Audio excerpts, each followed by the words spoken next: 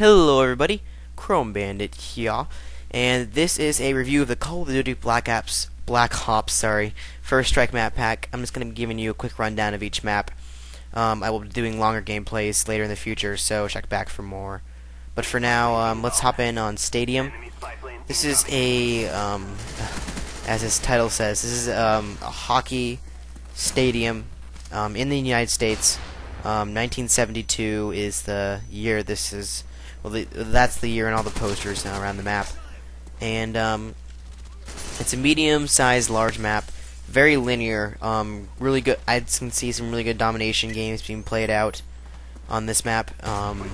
The B flag is by the fountain in the very middle, so it can be. I can see a lot of hard-fought battles over the middle to take control. But on Team Deathmatch, it's not much of a power struggle for the middle.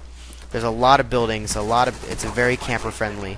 There's also a lot of lines of sights, so on Team Deathmatch it is anybody's game.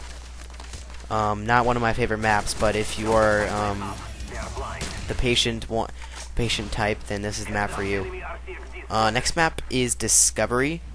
Discovery is a research base in the North Pole.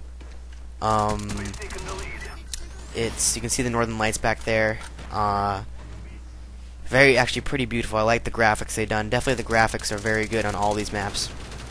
With the exception of Stadium, all of these maps have something special about them. Some new special feature that Treyarch added. For Discovery, each is unique to each map, and for Discovery there are ice bridges below this bridge I'm overlooking, and also to my left. And these two bridges can be broken if you put damage into them.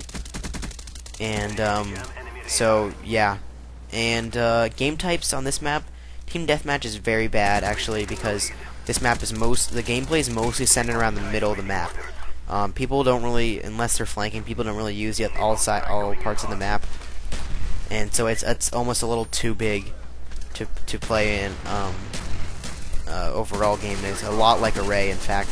Of course, this makes for some good domination and sabotage games, because it's again a linear map like Stadium, but it also has that everyone kind of uses the middle. But in objective games like sabotage, flanking could prove useful, as well as search and destroy actually. And yes, so that is Discovery. The next map I'm going to show you is the Berlin Wall. I think this is probably the best overall design of a map in this map pack. You can totally tell when you transition over to either side which side is East Berlin, which side is West Berlin. East Berlin has holes in their walls, cars are turned over, tanks look old. While on West Berlin, everything is fine, and there's not really. There's also some graffiti on the east side, and the west side is almost very orderly.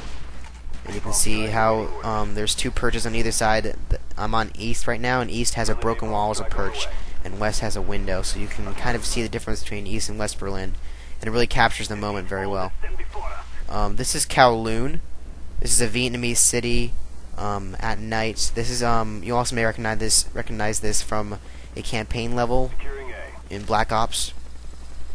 The feature about this is that there is a zip line, and I forgot to mention that the feature of Berlin Wall is that there are turrets in the middle that will shoot you if you cross into a red zone on your radar.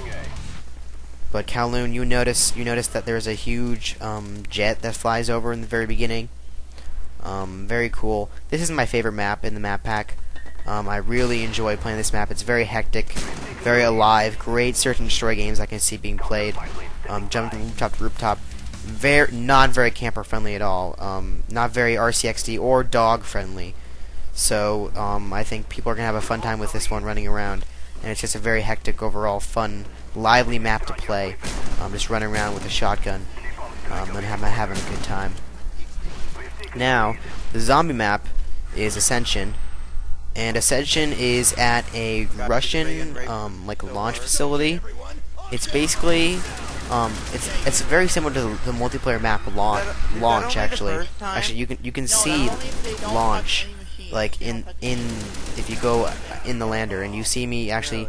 One of the new features of this is there are monkeys now instead of the hellhounds, and these monkeys will throw grenades back at you, and also take your perks by destroying the machines. So you see that if you don't let them touch any machines and you kill all the monkeys, you get a free random perk. And I got Stamina Up, which lets you run faster. There are two new perks: Stamina Up, which lets you run faster and longer, and then there's also PhD Bopper. I think it's PhD Bopper, which if you dive from a height, it creates a small nuke, but you'll see that later. And it also makes it you cannot commit suicide, whether it be jumping off a building or blowing yourself up with a ray gun or shooting yourself with a crossbow.